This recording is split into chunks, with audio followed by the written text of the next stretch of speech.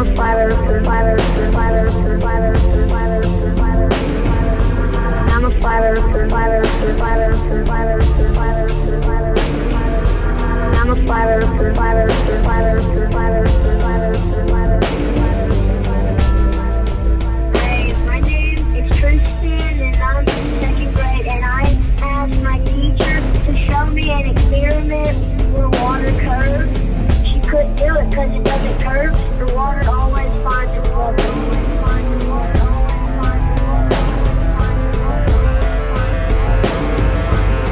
What'd your teacher do? She just didn't talk to me anymore. All she did was walk away. I was like, what is this about? What? That's okay though. For being so young, you're very, very smart. That's fantastic. Yeah. So keep up the good work, man, and stay flat, okay? Okay, I'm a flat earther.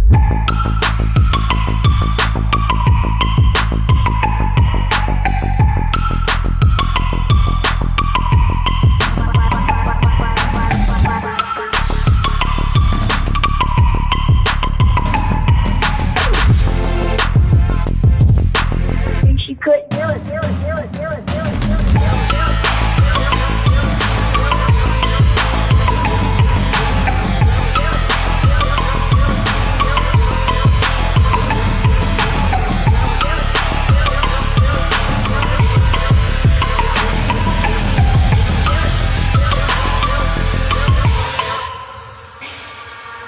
I'm a flat earther, flat earther, flat earther, flat earther, flat earther, flat earther. I'm a flat earther, flat earther, flat earther, flat earther, flat earther, flat earther. I'm a flat earther, flat earther, flat earther, flat earther, flat earther, flat earther. I'm a flat earther, flat earther, flat earther, flat earther, flat earther.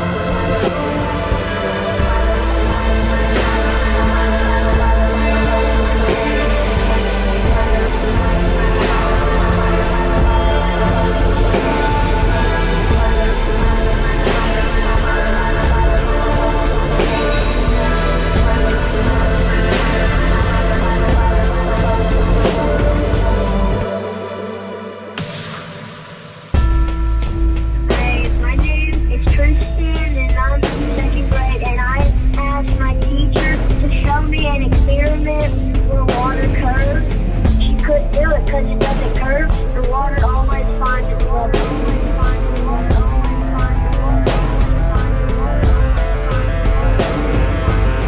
What'd your teacher do? She just didn't talk to me anymore. All she did was walk away. And I was like, what is this about? What? That's okay though. For being so young, you're very, very smart. That's fantastic. Yeah. So keep up the good work, man, and stay flat, okay? Okay, I'm a flat earther.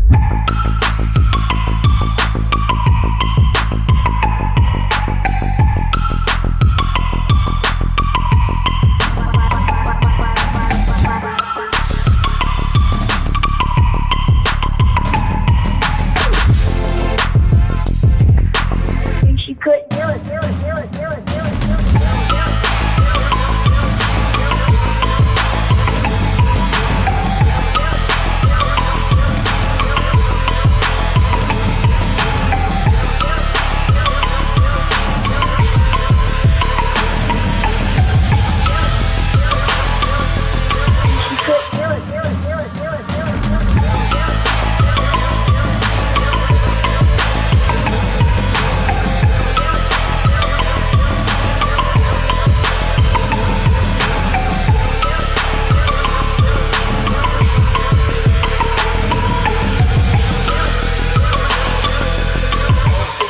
Up for sound bites. This is awesome.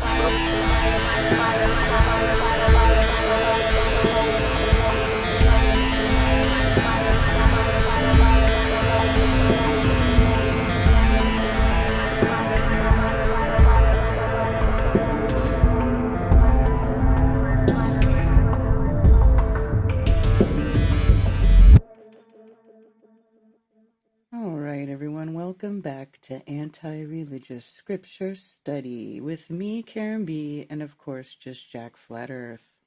Shabbat Shalom. Shabbat Shalom. Yeah, my fault, guys. as you'll see very shortly, that this is a very long chapter, and surprisingly, there were multiple words that were not previously defined in the Torah studies that we've done. So it's a very specific chapter with very nuanced descriptions of cause and effect relationships between connecting with the Creator and then going outside of His will and doing, you know, the things that are opposite to the Creator. So I'll give the disclaimer. Just Jack's disclaimer. To the religious, if you believe it's wrong to study the scripture outside of your religion or denomination, if you believe your religious leaders or church fathers are incapable of having inherited anti-scriptural traditions of men, if you've already made up your mind about scripture, including the scripture shouldn't be studied at all, then this stream is not for you. To others, if you are open-minded to others' opinions, if you haven't made up your mind about scripture, if you've been turned off to religion but believe there's truth in scripture that may have been changed or hidden by religion, if you live according to scripture and like to dig and discover more, then the stream is for you. We are looking at scripture in the original language using concordances or dictionaries for root words, as well as context from a non-religious perspective. We will as well have life experience discussion. We are not here to argue with others about theology or doctrine by the traditions of men, including Catholicism, Christianity, Islam, or Judaism. We will be discussing the importance of origins and show how religions contradict the scriptures. So, now that I've given the disclaimer, speaking of origins and how they contradict the scriptures, the origin of Christmas is not scriptural at all. And in fact, it's anti-scriptural. I'll let you all do your own research on that because that's not what this stream is about. But I had to deal with a lot of, I had to say bah humbug many times this year. So, all right. See if I do this, if it'll update it. Yes, it does. Okay, good. Because I just finished translating probably the last 5 verses, probably 10 verses, between last night and this morning. So, all right. This chapter is interesting because when I was in churchianity, this chapter was often quoted in the blessings. In other words, everywhere where it says you'll be blessed, the church that I was a part of would be like, I'm blessed on this, and I'm blessed on that, and I'm blessed on this, and I'm blessed on that. But they would only read what they're blessed on, not the requirement for the blessing, because it says, if this, then this, right? So they don't want to read the if, they just want to read the then, right? So, because they believe like if you join the religion, if you say the prayer, you're initiated in, and therefore you get all the blessings, regardless of your lifestyle, regardless of your actions or your thought processes. You're just in, and you get all these blessings just because you're a special guy. And that's not scriptural at all. It's a if and then statement, which is, that's what we deal with in the real world, cause and effect relationships. So, all right, verse 1. And it shall be, if you diligently obey the voice of Jehovah your Elohim, to guard, to do all his commands, which I command you today, that Jehovah your Elohim shall set you high above all nations of the earth. Okay, and again, this is the callback to what I believe is the 10 words. If you see here what I have highlighted, it says Shema Shema. Again, it's here in obey.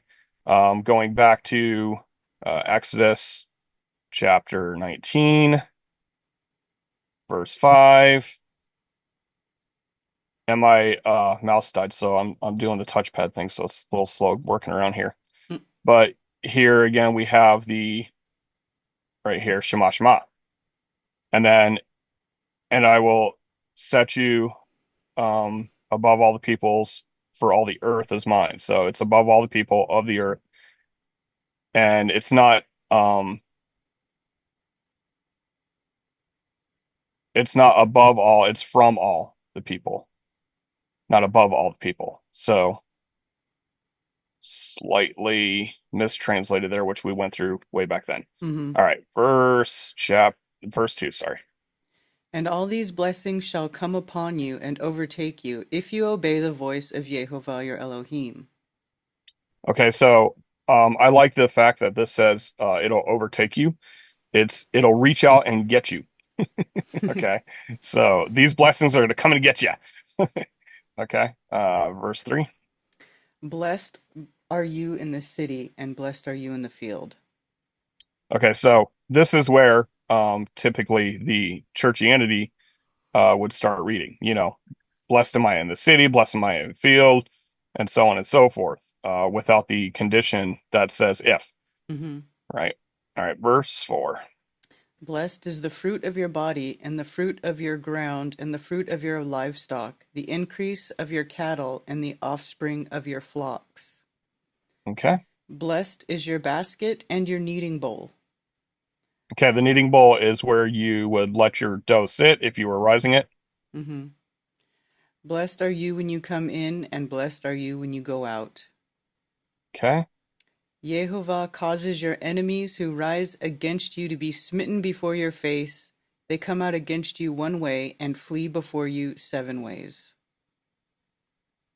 Okay. Come on. Sorry. It's so much worse without a mouse. All right. Go ahead. Yehovah commands the blessing on you in your storehouses and in all to which you set your hand, and shall bless you in the land which Yehovah your Elohim is given to you. All right. Yehovah does establish you as a set apart people to himself, as he has sworn to you, if you guard the commands of Yehovah your Elohim and walk in his ways. Oh my gosh. This is so frustrating. I'm so sorry, guys. All right. 10. And all the peoples of the earth shall see that the name of Yehovah is called upon you, and they shall be afraid of you. Okay, so this again, many, many, many, many verses that goes against the statement that the Creator's name is too holy to be spoken, too holy to be known. But yet, like, the whole idea is that you're called with the name of Yehovah by being part of Yehovah. So the other thing is when people want to designate a specific person of interest because they carry the name of Jehovah. Many people in the scriptures carried the name of Jehovah and was called by the name of Jehovah, therefore, because they were part of Jehovah by doing the will of Jehovah. And why this is important is because there's this whole argument about whether or not a man is a deity or if a man could replace the creator as deity, I should say, is the more specific question, which I do not believe so. I believe the creator is the creator, the deity um, that we must serve. Okay. 11. Sorry. And Yehovah shall make you to have plenty of what is good in the fruit of your body, in the fruit of your livestock, and in the fruit of your ground, in the land of which Yehovah swore to your fathers to give you. Okay. Verse 12. Yehovah opens to you his good treasure, the heavens, to give the rain to your land in its season, and to bless all the work of your hand. And you shall lend to many nations, but you do not borrow. All right. So it says in here that you'll increase the nations. All right. 13. And Yehovah shall make you the head and not the tail, and you shall be only on top and not be beneath, if you obey the commands of Yehovah your Elohim, which I command you today to guard and do. And do not turn aside from any of the words which I am commanding you today, right or left, to go after other mighty ones to serve them. Okay. And it shall be, if you do not obey the voice of Yehovah your Elohim, to guard to do all his commands and his laws which I command you today, that all these curses shall come upon you and overtake you. Okay. So the church people will not read past verse 14, right? Mm-hmm. Um, because, all right, the blessings are there. Um, but I've never even seen them read 14, but it's not it's not for them to read what the curses are because they're out of the curse because they just believe that their religion has made them out of the curse. But it's again, it and curse is a bad definition. It's the dysfunctional things that happen to you, right? Mm-hmm. All right. And then you're going to see a lot of parallels from the first part to the second part, but then it gets more specific. Uh-huh. All right, go ahead on verse 6. Cursed are you in the city, and cursed are you in the field. Cursed is your basket and your kneading bowl. Cursed. And cursed in this case is like, like something you want to get rid of. Yeah, something to spit out. All right, cursed. Cursed is the fruit 18. of your body, and the fruit of your land, the increase of your cattle, and the offspring of your flocks. Cursed are you when you come in, and cursed are you when you go out. Yehovah sends on you the curse, the confusion, and the rebuke, and all that you set your hand to, until you are destroyed, and until you perish quickly, because of the evil of your doings by which you have forsaken me. Okay, so what he's saying is what the actions that you're doing that are against the creator, like uh purposefully and um rebelliously, that these curses will happen. But the thing that I want everybody to pay attention to here is that it's Yehovah that sends the curse, not an invisible bad guy, Mm-hmm. right? Mm-hmm. And then it also explains further that I this is further in the scriptures, but it says, I set before you life and death, please choose life, because I choose to bless you, but you bring a curse upon yourself, right? So the creator would that he would only bless and not curse, but that doesn't mean that the cursings do not come from Yehovah. Both blessings and curses come from Yehovah, not an invisible bad guy. All right, 21. Yehovah makes the plague cling to you until he has consumed you from the land which you are going to possess. Yehovah strikes you with the wasting disease, and with inflammation, and with burning, and with extreme heat, and with the sword, and with blight, and with mildew, and they shall pursue you until you perish. And then we see like this effect that happens when they get into the promised land and they're doing everything good, and then they start mixing in other nations, and then they start losing battles, and they start getting sick. They start getting overrun with animals, and um, then they you know turn against Yah altogether, and they get completely pulled out of the land. They get captured and put into slavery in other nations. So this does come to fulfillment later on in the scriptures. Okay, go ahead. And your heavens which are over your head shall be bronze, and the earth which is under you iron. Okay, so what this means is, if people aren't catching this, this is basically like you're not going to get any rain. Your ground's going to dry up, which means you can't grow anything. Yehovah makes the rain of your land powder and dust. From the heavens it comes down on you until you are destroyed.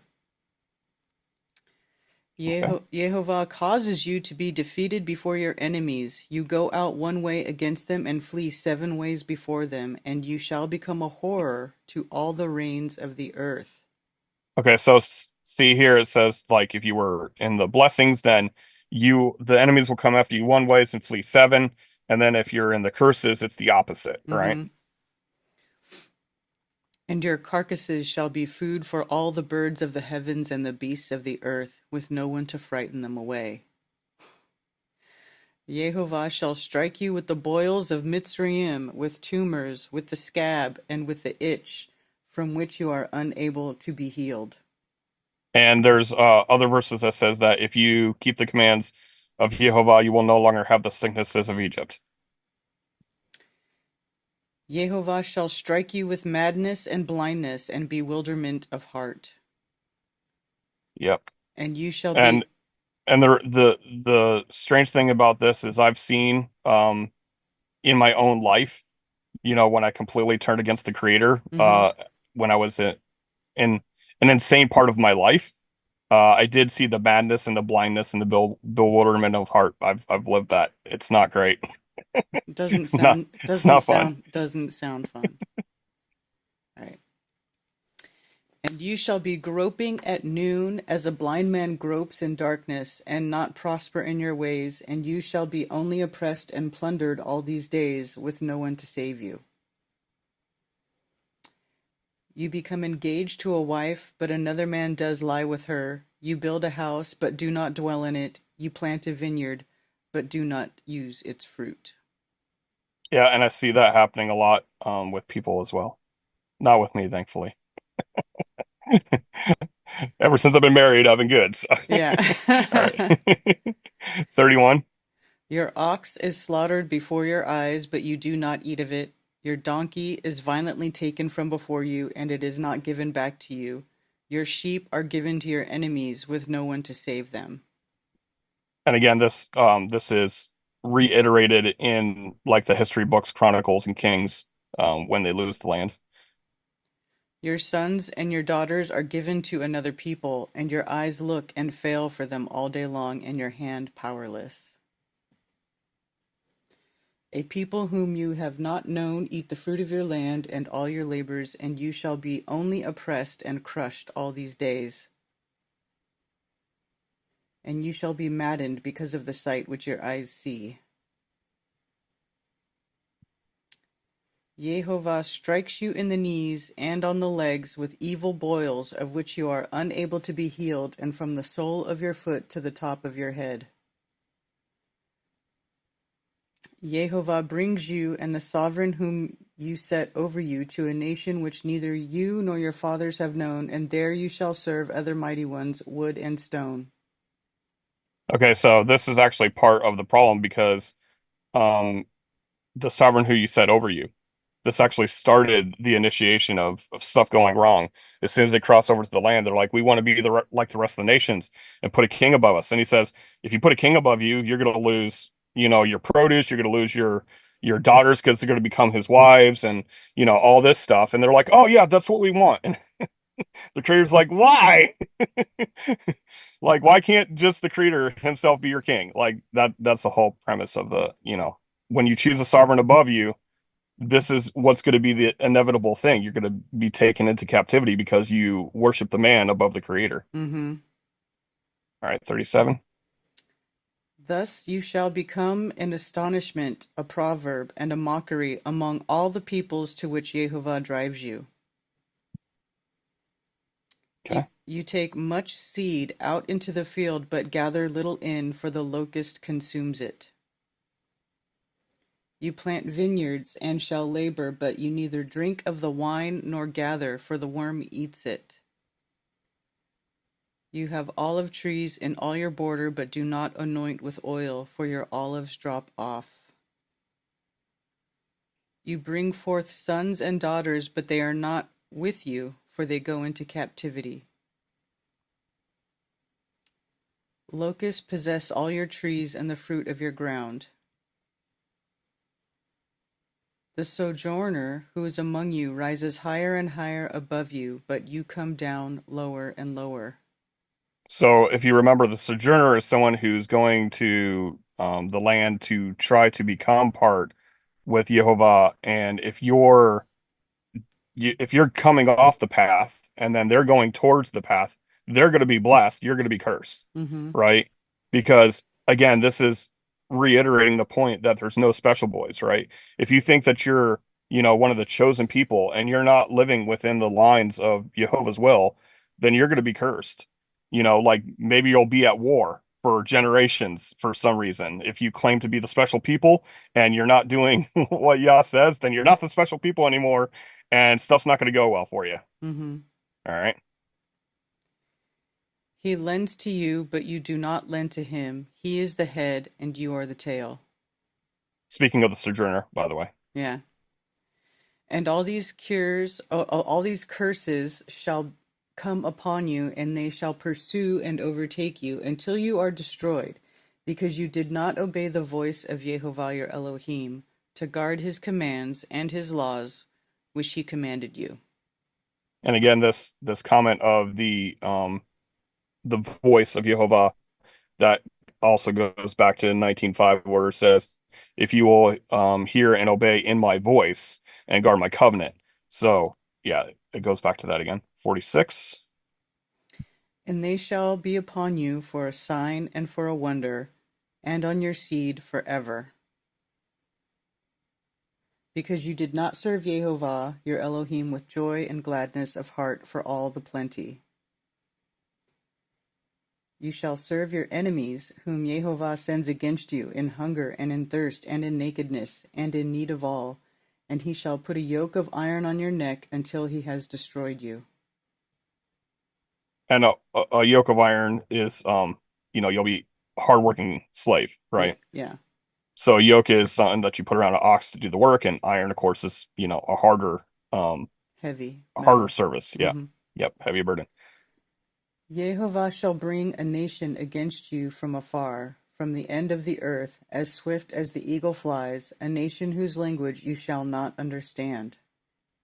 Yeah, that's concerning to me too.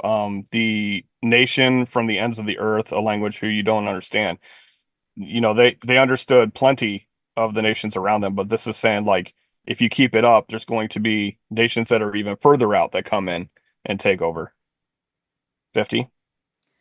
A fierce-looking nation which shall show no regard for the elderly, nor show favor for the young.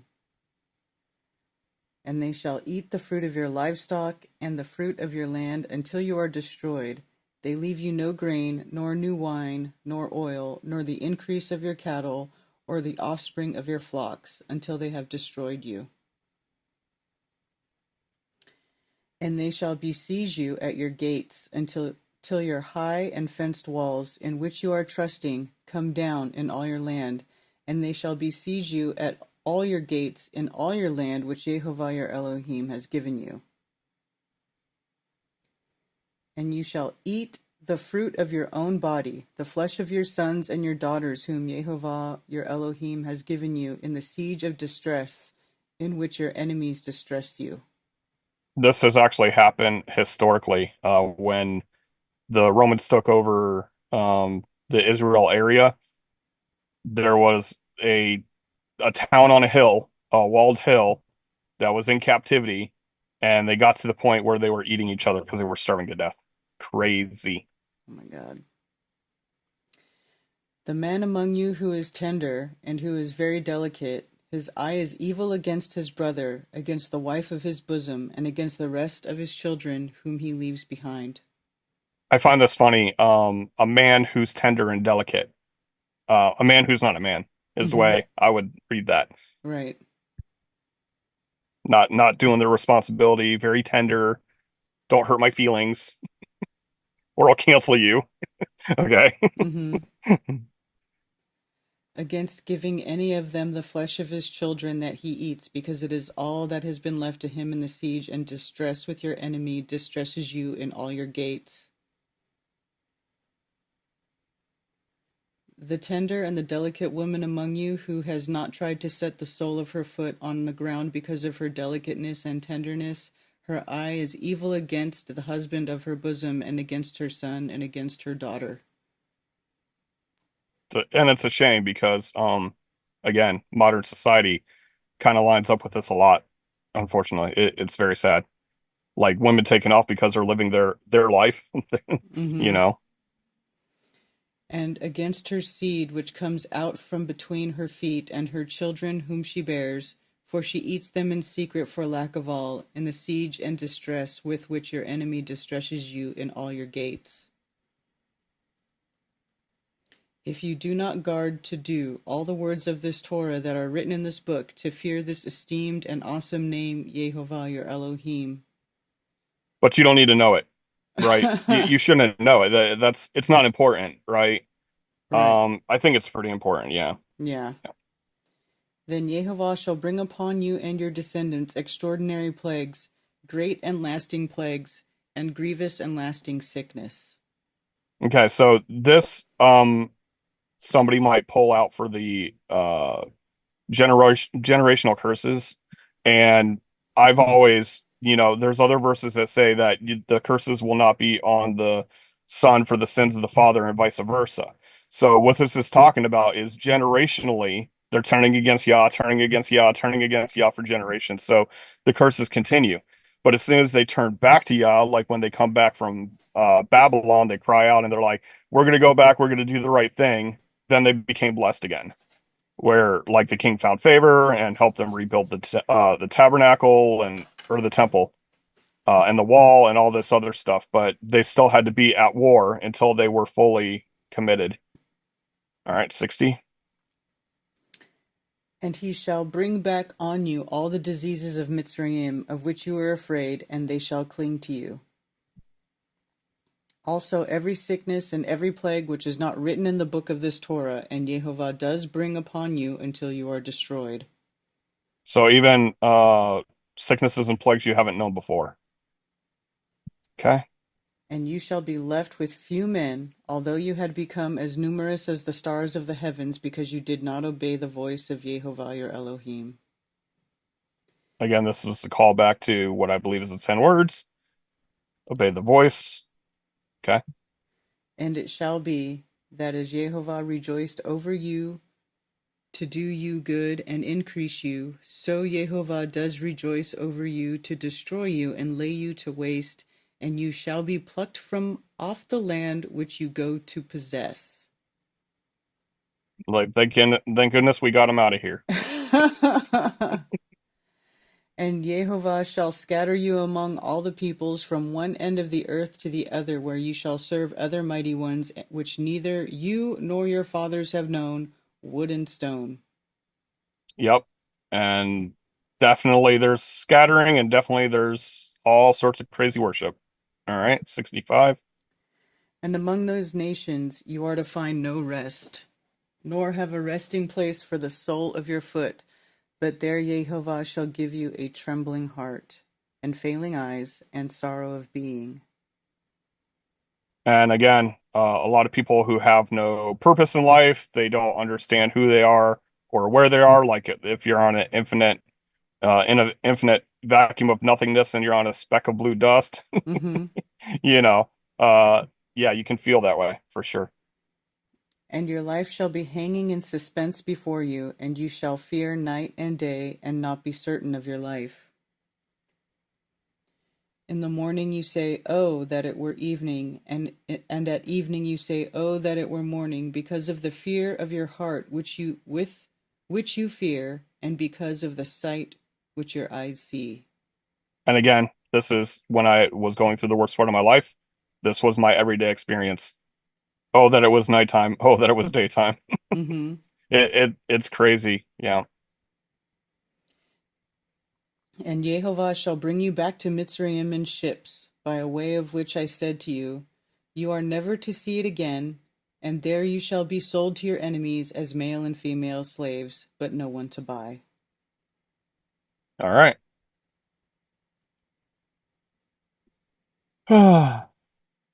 A slave without an owner. Eh, That's wow. It's a crazy thought. Anyway, That is a shout crazy out thought. to TC Zamman, Joseph Osborne, Aisling717. What's up, Cammy? I am Lone Frog, Alex Javier, Joseph Osborne. I think I called him out twice. That's cool. Harmon, Tony Coriolis, Shifty Shady, Vincent. Oh, I lost my place because it just jumped down. All right. Good times for all. What's up, Zach? Lunderground, John Keeley, Clightning, Sea Lightning. I don't know. Forgive me if I'm reading that wrong. Sorry. Steph 40, Brian Diaz, and Truman Burbank. All right, cool. Um, let's see.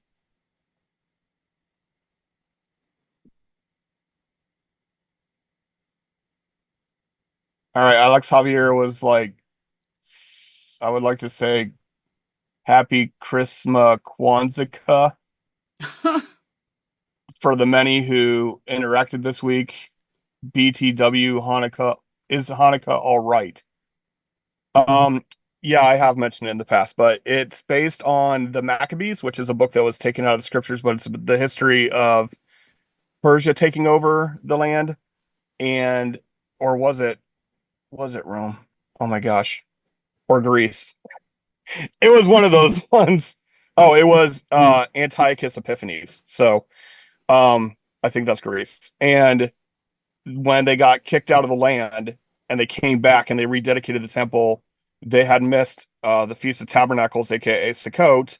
And so they made an 8-day dedication of the temple, and they said that we should have a remembrance of this of when we got and restored the temple back. It is not a commandment of Yah, but since then it used to just be a remembrance, and now it has become a adaptation of Saturnalia, which is why they light the lights, because Saturnalians believe that they have to light fires to rebirth the sun and all this stuff. So Hanukkah is, it literally means to dedicate. It's dedicating. And it has nothing to do, the Hanukkah that exists today has nothing to do with scripture, even according to history. That's not the way that they did it. So it's it they were making it like a second Sukkot, basically. But again, that's not Yah's will. It was invented by man, and the way that they have it now is completely of other worships that they incorporated into this new religious festival. All right.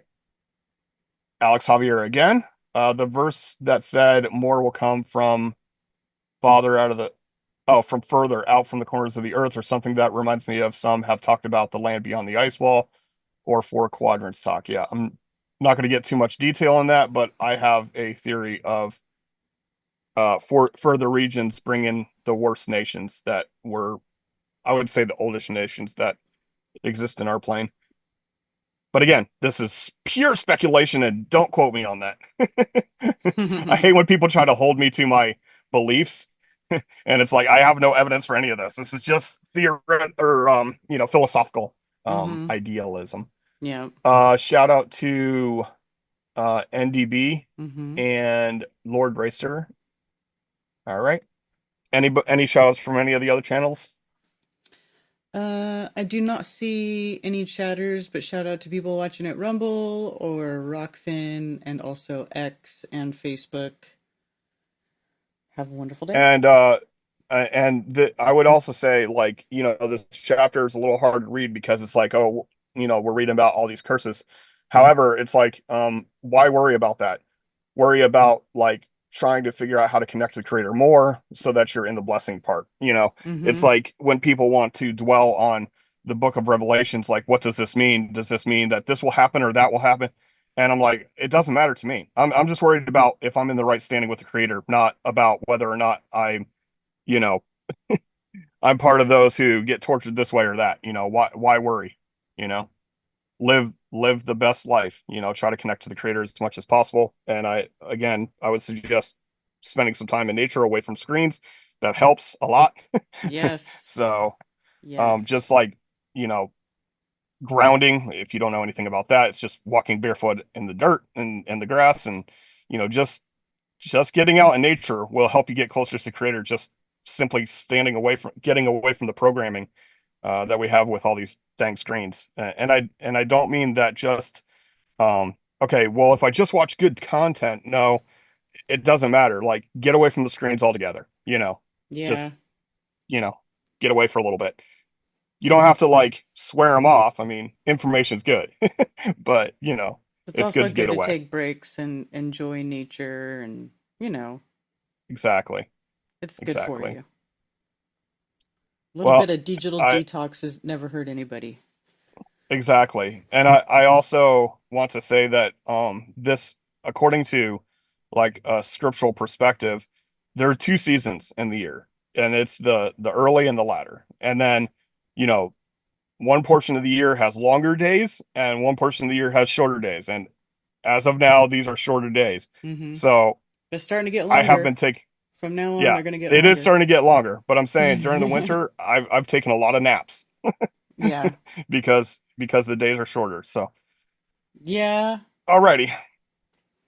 All right, everybody. Thank you for joining us for another episode of Anti-Religious Scripture Study. And we hope you have a wonderful, restful rest of your day.